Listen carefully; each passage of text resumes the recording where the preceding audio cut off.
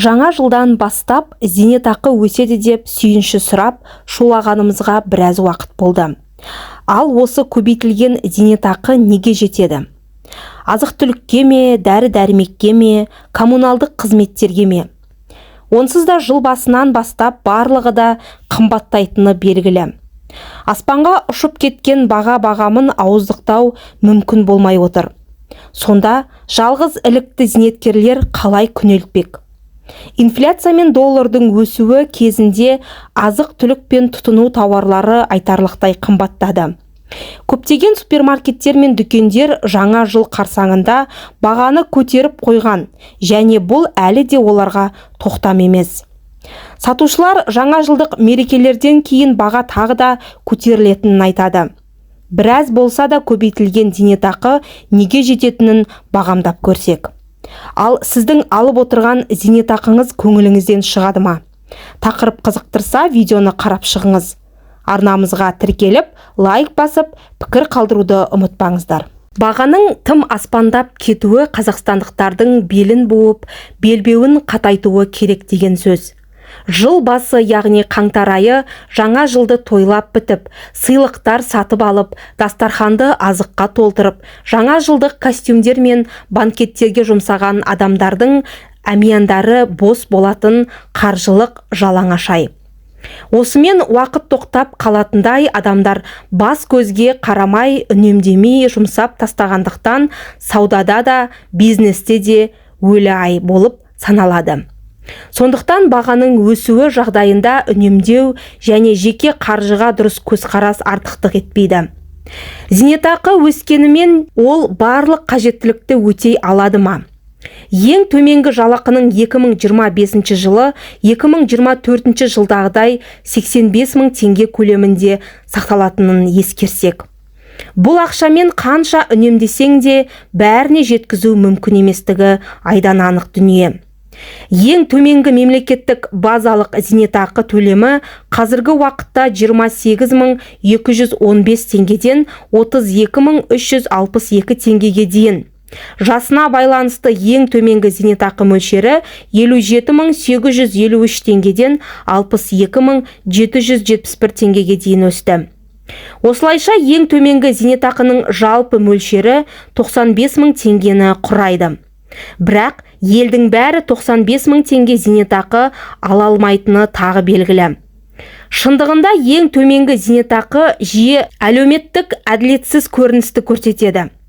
1998 жылға дейін өндірісте 40 жыл, ал мұғалім, дәрігер және тағы басқа еңбек өтілі барлар осы кезеңнен кейінгі жылдары лайықты зейнетақы ала алмайды.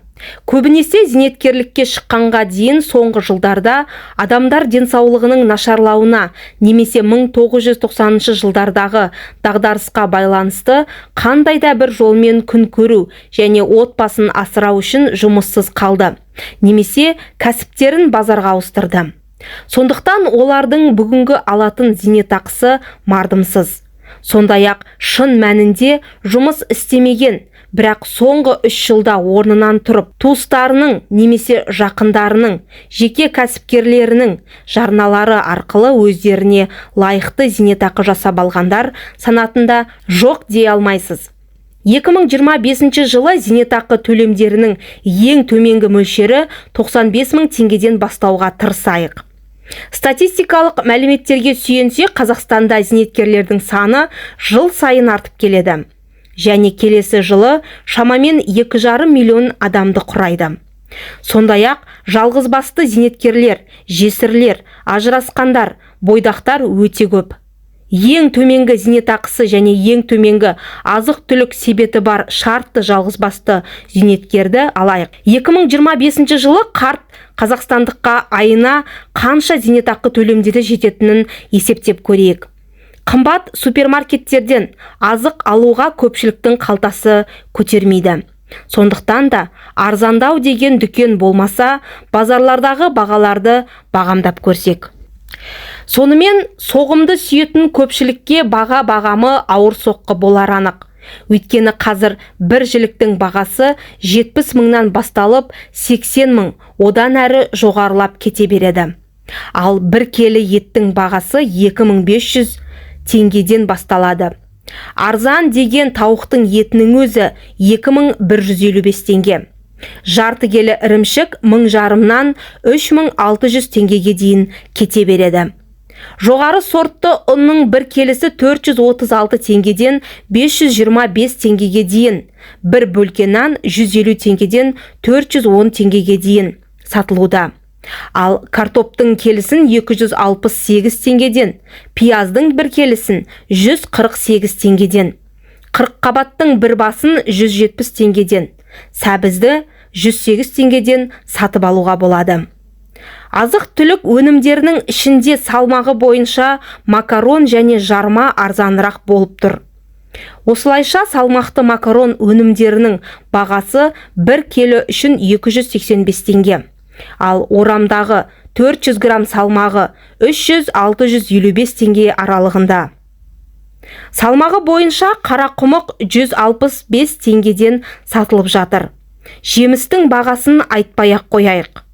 Сонымен қатар күніге нан мен сүт өнімдерін алып отыруға тура келеді. Дәрі-дәрмектердің бағасы тіптен өсіп кеткен. Егер сіз стандартты дәрі-дәрмектерді дәрігердің ұсынысы бойынша қатаң түрде рецепт бойынша сатып алсаңыз, онда сатып алынатын дәрілердің тізімі 20-30 мың теңгеге және одан да көпке шығып кетеді. Бірақ ақша тапшылығына байланысты көптеген зейнеткерлер дәстүрлі емдеу әдістеріне көбірек жүгінеді. Сондай-ақ коммуналдық шығындар туралы да ұмытпаңыз.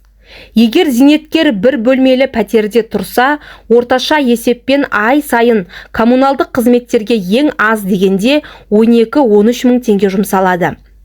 Дегенмен кейбір қарт адамдар жеке үйде тұрады. Онда газ немесе пешті жылыту құны бірнеше есе қымбатқа түсіп кетеді. Дәл осындай зейнетақымен санаторий, кинотеатр, курорттарды, демалыстарды айтпай-ақ қойсақ та болады. Кейбір қалаларда қоғамдық көліктерде зейнеткерлерге жол жүру ақысы тегін қарастырылған. Бірақ Қазақстанның барлық аймағында емес. Ал зейнетке шыққан зейнеткерлердің біразы санаторийға тегін бара алады. Келесі жылдан бастап коммуналдық қызметтердің тарифтері одан әрі көтеріледі. 2025 жылы қазақстандықтар алатын 95 мың теңге көлемінде ең төменгі зейнетақы биліктің зейнетақы жүйесінің тиімділігі туралы барлық уәждеріне қарамастан бүгінгі күні ештеңеге жеткіліксіз болып отыр. Демек, қазақ зейнеткерлер жақсы өмір емес, зейнеткерлікке шыққан күнде де жұмыс істеуге мәжбүр. Және оларды лайықты зейнетақы төлемдерінен айыру туралы айту олар жұмыс істейді деп есептейді. Бұл жағдайда мүлдем қорлық болып саналатыны белгілі. Аз ғана қосылған зейнетақы көріп тұрғандарыңыздай ештеңе де жетпейді. Азық-түлік қымбаттап кеткен, дәрі-дәрмектің бағасын айтпай-ақ қойсақ та болады. Коммуналдық шығындарды қосыңыз. Сонда зейнеткерлер қалай күн көрмек?